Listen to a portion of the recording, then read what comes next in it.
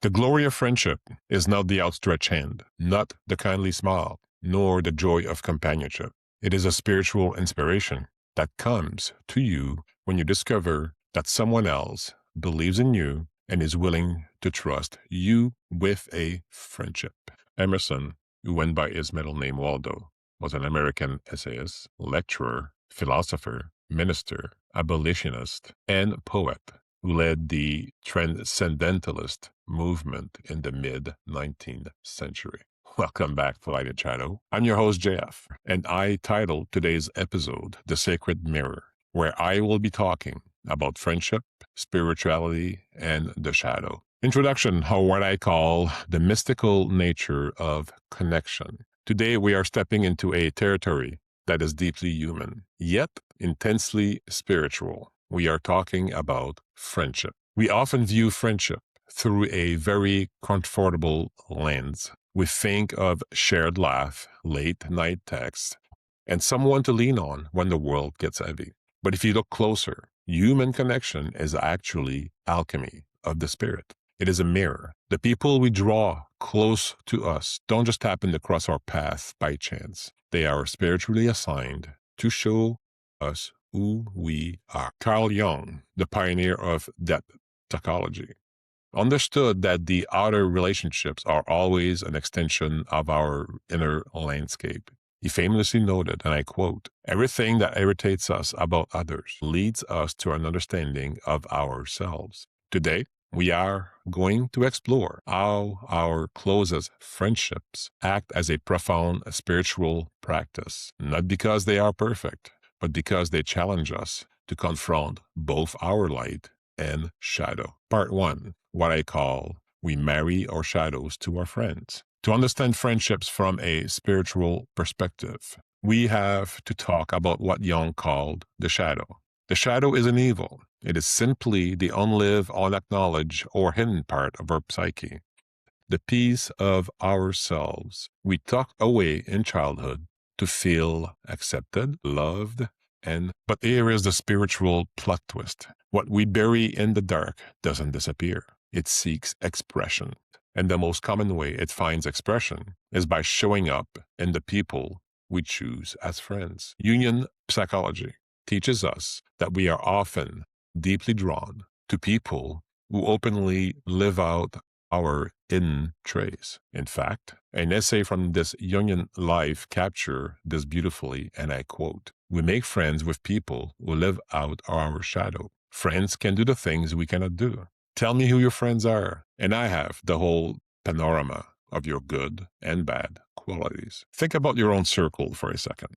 Are you a highly controlled, cautious person who somehow ended up with a best friend who is wildly chaotic, spontaneous, and bold? Or perhaps you struggle to speak up for yourself, yet your closest confidant is fiercely opinionated and never backs down from a fight. Spiritually, this is not an accident. Your soul is attracted to their expression because it is trying to learn how to integrate that exact energy into your own life. Your friend is holding a piece of your puzzle. But this dynamic also creates an intense paradox. Because we haven't fully processed these traits into ourselves, our friendship can fluctuate between intense devotion and sudden resentment. We admire them for what we lack, but we secretly envy or judge them for it too. Part 2, what I call the spiritual danger of projection. This brings us to a major spiritual roadblock in human relationships: projection. When we refuse to own our own inner darkness or even our own brilliance, we project it onto our friends. We blame them for things we are guilty of, or we idolize them, putting them on a pedestal they never asked to climb. Jung warned that when we don't do our own internal spiritual work, we ruin our relationship. Everyone carries a shadow, and the less it is embodied in the individual's conscious life, the blacker and denser it is. He added a direct warning about this dynamic. Do not project your own problems onto other people. Integration of the shadow helps end this. When a friend triggers you, lets you down, or irritates you to the core, The standard human reaction is to point fingers. We want to fix them, change them, or walk away entirely.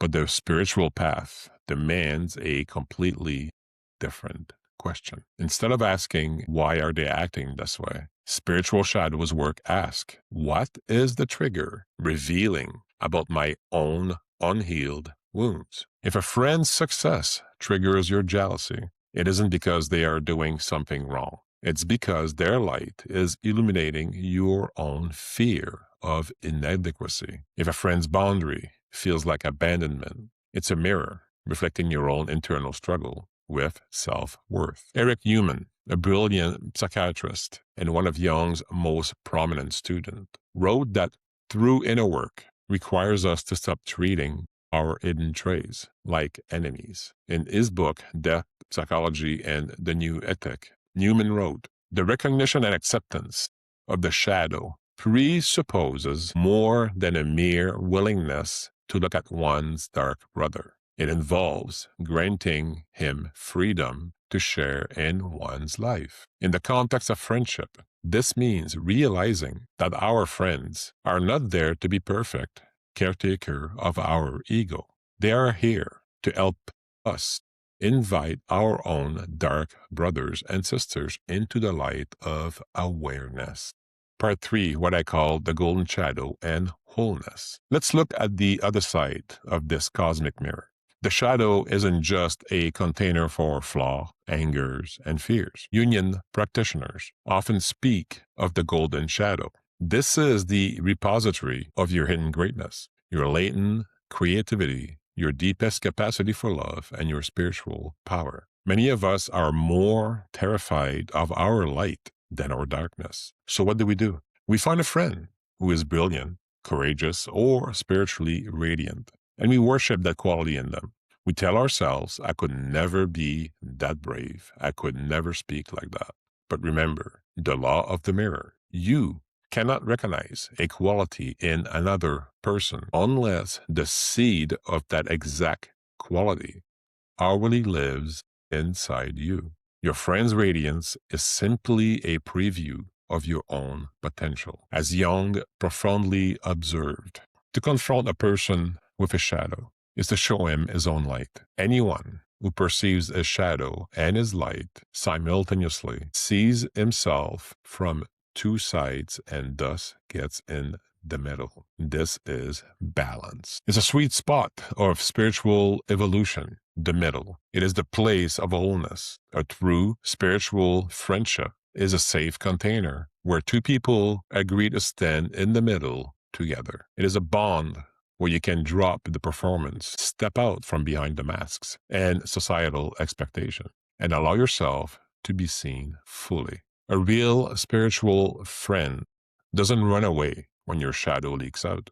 They don't judge your wounds, and they don't let you hide your greatness either. They hold the mirror steady even when your own hands are shaking. Conclusion, or what I call a call to deeper connection. As we wrap up today's episode, I want to leave you with a practical challenge for the week ahead.